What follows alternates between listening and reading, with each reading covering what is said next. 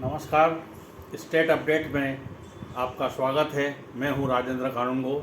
मेरे साथ वरिष्ठ पत्रकार डॉक्टर शिशिर उपाध्याय उपस्थित हैं, उनका स्वागत है। डॉक्टर साहब, आज एक टिफ़िन बैठक मुख्यमंत्री जी ने आमंत्रित की है। टिफ़िन बैठक इसलिए कि सभी मंत्रियों से ये कहा गया है कि आप अपने अपने घर से अपना खाना लेकर के आएँ और उसके बाद बैठक के बाद जो है सब कुछ सामूहिक रूप से एक दूसरे का खाना आपस में बांट करके खाएंगे। क्या ये नया प्रयोग किस प्रकार का है? अभी हाल ही में जो खबरें हैं आई हैं उसमें प्रदेश में प्रभारी और सहप्रभारी भी बदल गए हैं, तो इन सब चीज़ों को आप किस तरह से देखते हैं?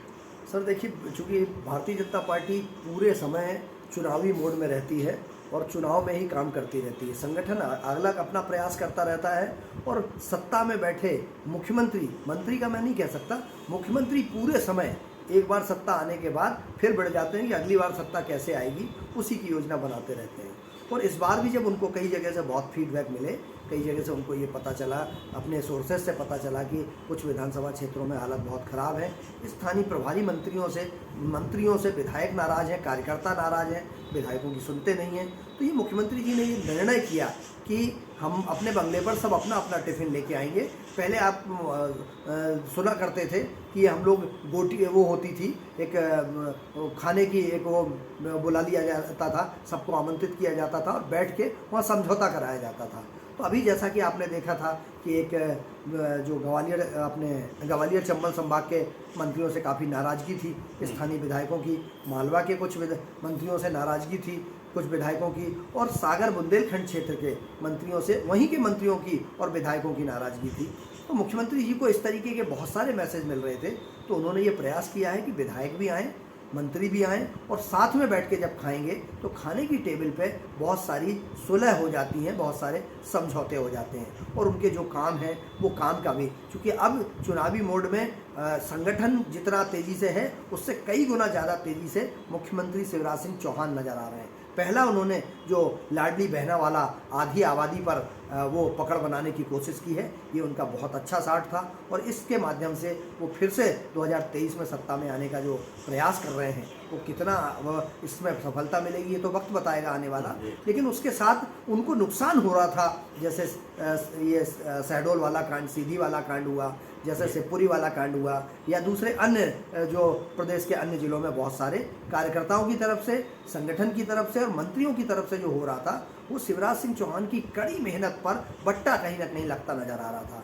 और यही सोचकर शिवराज सिंह चौहान को मध्य प्रदेश में फ्रीडम दिया है, लेकिन संगठन पे उतना ज़्यादा भरोसा नहीं है केंद्रीय नेतृत्व को, इसलिए 6 इसके पहले पदाधिकारी यहाँ पर थोपे गए थे और अब फिर एक जो केंद्रीय मंत्री हैं और बहुत संगठन के गढ़ने वाले यादव जी जो वन पर्यावरण मंत्री हैं, वो बहुत मेहनती हैं। उत्तर प्रदेश में वो प्रभारी थे और उनकी वजह से उस समय सरकार बनी, ऐसा लोग कहते हैं। मध्य प्रदेश में उनको जिम्मेदारी देके ये बताया है कि केंद्रीय नेतृत्व हर मामले में सीधा संगठन पर भरोसा नहीं करेगा, अपना कंट्रोल रखना चाहता है। सरकार पर भरोसा है, संगठन पर भरोसा नहीं है।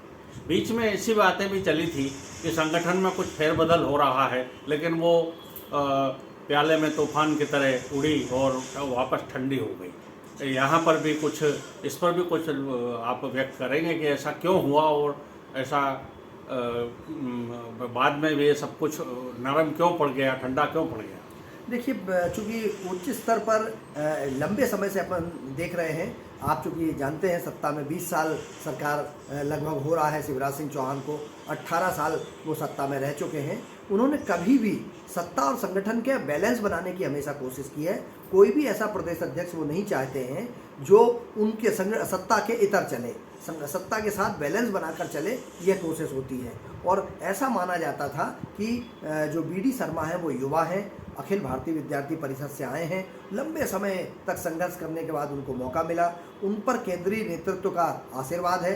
उनको लोकसभा चुनाव लड़ाया गया, प्रदेश अध्यक्ष, कम उम्र में 50 साल की उम्र में पहली बार ऐसा लगता है कि किसी को मौका दिया गया प्रदेश अध्यक्ष का। तो बड़े दिग्गज नेता पचा नहीं पाते हैं, क्योंकि बहुत सारे लोग 70-70, 80-80 साल हो चुके हैं, पार्टी को दिया है उन्होंने, और वो देखते हैं कि कल का लड़का संगठन में इस पद पर बैठा हुआ है। तो इसको बैलेंस करने के लिए ऊपर से हाईकमान ने, चूँकि यादव जी बहुत मंझे हुए हैं, और इसके अलावा जो दूसरे पदाधिकारी लोग यहाँ बनाए हैं, संगठन महामंत्री बनाए हैं, वो सारे लोग सह संगठन महामंत्री हैं, ये सारे कोशिश करते हैं कि सबको समन्वय बिठाया जाए। और आज की एक और बैठक में सर जो बहुत महत्वपूर्ण जानकारी आ रही है, उसमें मुख्यमंत्री जी अपने विधायकों और मंत्रियों को ये निर्देश देने की संभावना है कि आप घर घर जाइए, रूठे कार्यकर्ताओं को मनाने की जिम्मेदारी आपकी है। उनके क्या काम है, उनके काम करवाइए, उनको इस तरीके से तैयार कीजिए कि वो अब जुट जाएं आपके पोलिंग एजेंट तक पहुंचकर, पोलिंगों तक पहुंचकर आपके लिए।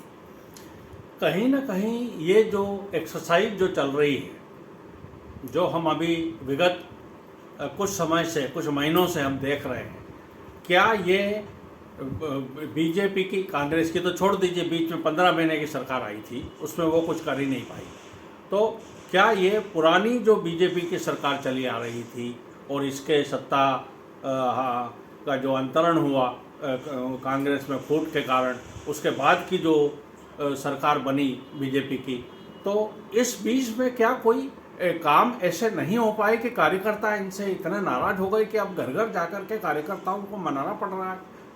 ये क्या बात हुई? ये तो उसको समझ से परे है सर। एक्चुअल में कार्यकर्ताओं के काम तक तो कार्यकर्ता बर्दाश्त कर रहा था कि उसके काम नहीं हो पा रहे हैं, उसके बाद भी वो पार्टी का समर्पित कार्यकर्ता है और वो उसको झेल रहा था।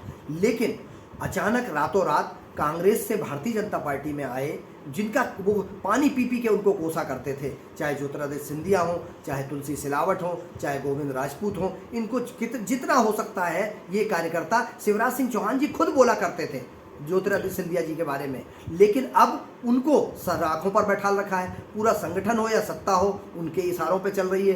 तो इसके कारण जो भारतीय जनता पार्टी का कार्यकर्ता है सर, वो बहुत उपेक्षित है, आहत है। उसका ये मानना है कि हमने इसी दिन के लिए पार्टी को पानी वो कर करके सींचा, बड़ा किया, आज पार्टी हमारी उपेक्षा होती है। तो ये डर जो है शिवराज जी में और बीडी शर्मा में और संगठन के सारे नेताओं में है कि उन क्षेत्रों से पार्टी को नुकसान हो सकता है, जो कुछ दिन पहले भारतीय जनता पार्टी में कांग्रेस छोड़ के आए थे और मंत्री बने बैठे हैं, बड़े बड़े पदों पे हैं, और उनको निगम मंडल अध्यक्ष बना दिया है। जबकि जीवन देने वाले भाजपा के कई कार्यकर्ता आज भी सड़कों पर घूम रहे हैं, उनको कोई नहीं पूछ रहा है। कुछ ने तो कह दिया, आप देखिए, कुछ लोगों ने तो, आप बब्बू जी का सुनेंगे आप, जब जबलपुर के पूर्व मंत्री हैं, ये विधायक रहे हैं और अल्पसंख्यक समाज से एक बड़ा चेहरा थे, उन्होंने ये कहा कि टाइम ही नहीं रहता है, हम लोगों की सुनने के लिए समय नहीं है। और वहीं दूसरी तरफ एक भैरव सिंह शेखावत जो विधायक थे,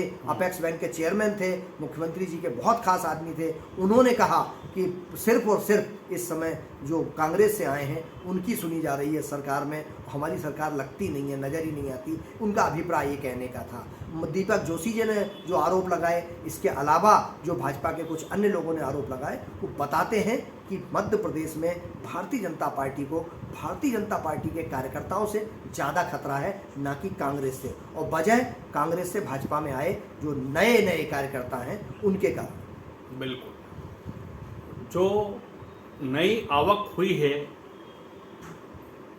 बीजेपी में कांग्रेस के विधायकों के साथ कार्यकर्ताओं की, उन कार्यकर्ताओं के कारण बीजेपी के जो पुराने कार्यकर्ता हैं वो अपने आप को उपेक्षित महसूस कर रहे हैं, अपमानित महसूस कर रहे हैं। ये डर बीजेपी को खाया जा रहा है और इसी को दुरुस्त करने के लिए, इसको ठीक करने के लिए जो स्थिति निर्मित हो रही है, वो स्थिति आज हम देख रहे हैं कि विभिन्न प्रकार के प्रयोग होते जा रहे हैं सत्ता में, संगठन में, और इसका लाभ अब बीजेपी को कितना मिल सकता है ये तो आने वाला समय ही बता पाएगा।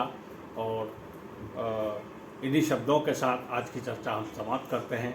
मैं डॉक्टर शिशिर उपाध्याय का धन्यवाद अदा करता हूं और आप सबको मैं नमस्कार करता हूं। आपको यदि ये चर्चा पसंद आई हो तो कृपया इसे आप लाइक करें, शेयर करें और सब्सक्राइब करें। नमस्कार।